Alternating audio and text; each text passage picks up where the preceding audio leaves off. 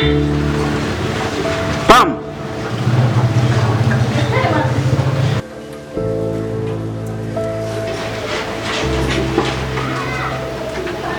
Wewe Pam. Baba. Nimekuita mara 3. Haujanisikia nani kwa hapa? Shida ni nini? Unisikii au ndo umeanza kuwa na dharau? Hapana. Hapana.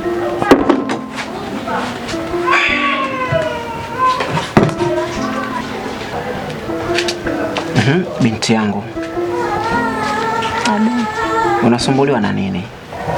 Nipa maswali mengi. Unasumbuliwa na nini? Hamna shida baba, niko sawa. Inawezekanaje ukose kuwa na shida wakati naona umejitenga huko peke yako? Unaonekana una msongo wa mawazo. Yaani kama mtu mwenye maswali yasiyokuwa na majibu. Mimi ndio baba yako. Wakati nilipokuwa na marehemu mama yako, tulikuwa tunakuonesha upendo. Hata kama mama yako hayupo, mimi inabidi nikuoneshe upendo ule ule. Hebu niambie, shida ni nini? Sikia nikwambie binti yangu. Kama unahisi una tatizo lolote la kiafya, niambie, mimi nipo hapa, niko tayari kukusaidia. Kimya chako haiwezi kuwa ni suluhisho la matatizo ulionayo. Niambie, kama una matatizo ya kiafya, nikuchukue nikupeleke hospitali ukapate matibabu. Sawa binti yangu? Sawa, nimekuelewa baba. Ila nahisi ni uchovu tu, nitakuwa sawa. Ngoja basi nikapumzike. Basi sawa. Nenda fanya hivyo.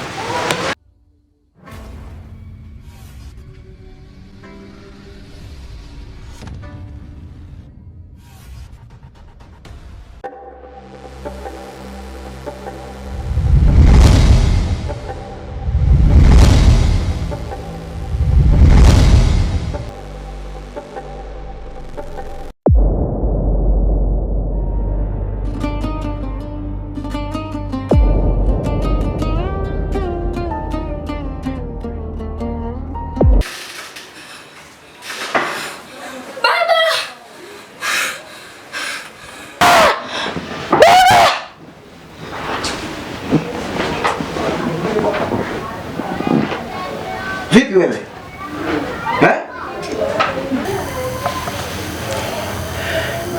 Vipi binti yangu? Mbona tena hivyo? Naogopa. Unaogopa nini? Kivuli baba, kivuli. Umepatwa na nini binti yangu? Maana sielewi. Mwanzo nimekuta uko nje pale uko na mawazo. Nimekuuliza umeniambia uko sawa. Sasa hivi tena nimeingia ndani nipumzike kidogo, makelele ndo kama hivyo. Unaniambia habari za kivuli. Kivuli kimefanyaje? Naogopa. Kivuli baba. Yaani kivuli tu unaogopa kivuli? Naogopa. Umeanza lini kuogopa kivuli? Naogopa. Oh.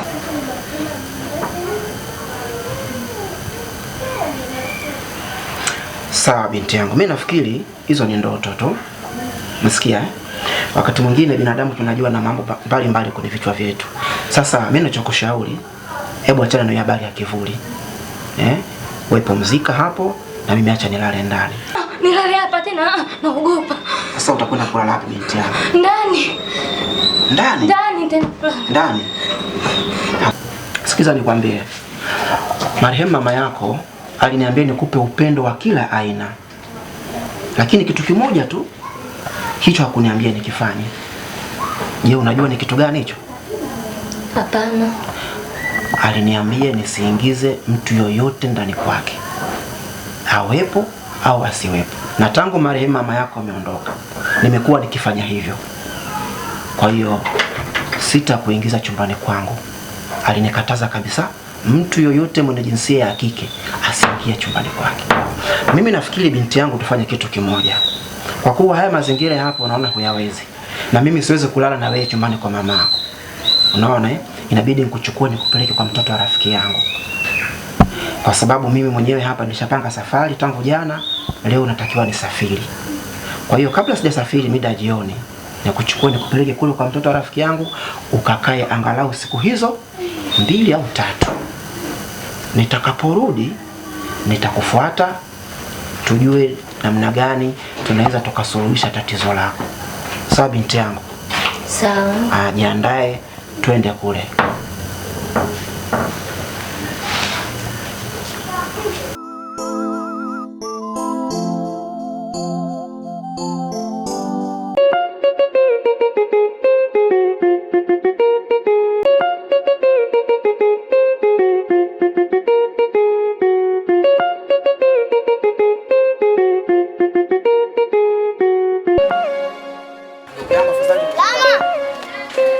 Panakuja nyumbani kwako. Nyumbani kwangu? Yeah, kwa kuwa tumekutana hapa njiani, hebu tuzungumze kidogo. Tuzungumze kidogo hapa pembeni. Bwana, mimi umeona huyu binti huyu? Huyu ni binti yangu, nafikiri unaifahamu. Ndio. Sasa mimi nina safari, nataka kusafiri. Mimi nasafiri.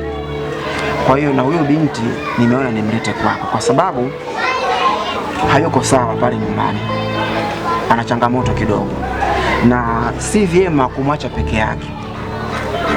Kama angekuwa kuna mtu mwingine pale ningeweza kumwacha, lakini unajua nimezaa mtoto wenyewe ni huyu mmoja tu, na mama yake ndio kama hivyo unavyojua ameshatangulia mbele yake.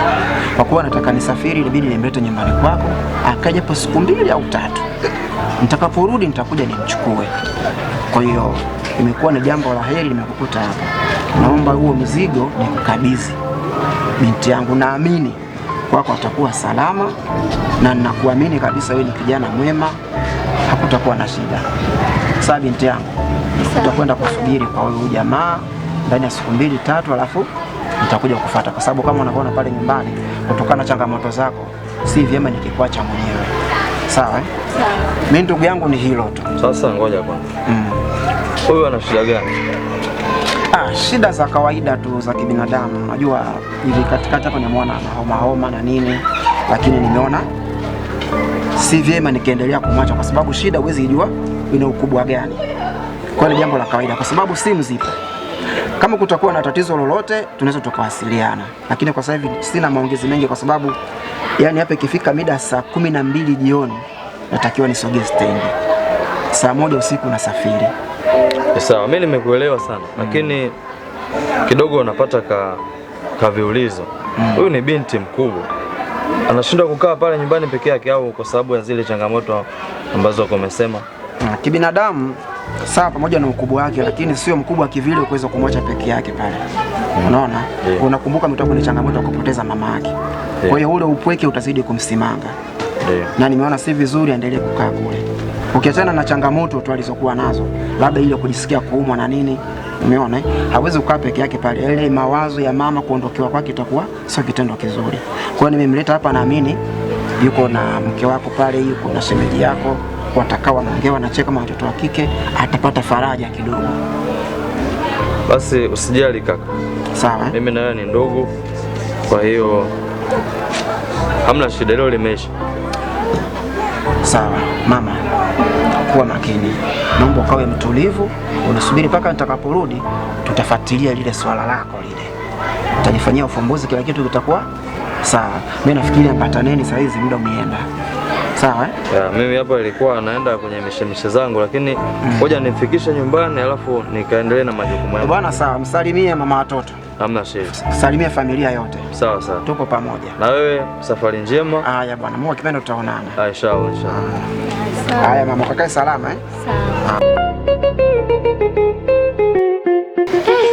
Sawa. Kusuka naye jamani. Hivi kwa nika vibaya. Yaani siji kakusuka jenga kusuka ovyo ovyo. Nyo, kanisuka vizuri, acha wivu na angalie mimi. Nenda zako bwana. Shemeji, kabisa vipi? Karibu kaa. Mwanangu vipi? Sima yako naenda kazini wewe. Ndio, lakini nimekutana na ndugu yangu pale sasa. Amenikabidhi mgeni hapa, inabidi nimrudishe kwanza hapo. Alafu ndo baadaye niende tena. Na wewe nilikuagiza mkachukua mkaa.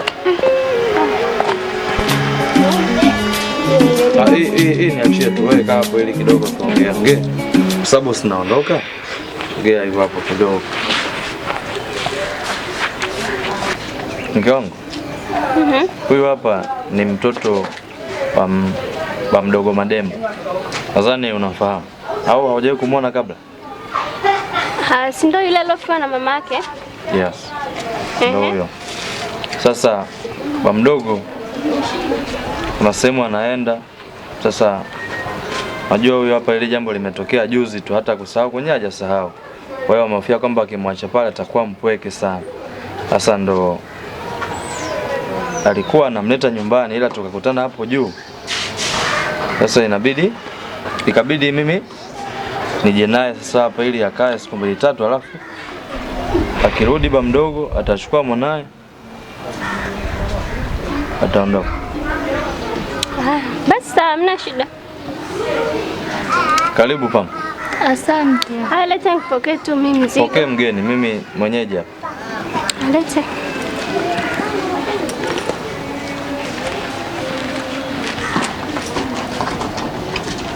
Pam. Wewe vipi? Nini? Wewe vipi? Boss kuelewi? Una shida gani? Una shida gani?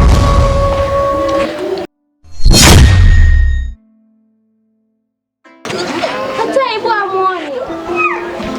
Kwa mnapenda kusuli? Hapana mke wangu. Ni nini kinachotokea sasa hivi? Umeniambia ni mgeni sijui mtoto wa baba mdogo ndio hivi. Kumbe shino kufanya uchafu wenu huko. Umekuja mpaka hapa nyumbani kwangu. Hivi binti unajielewa kweli? Una taibu wewe?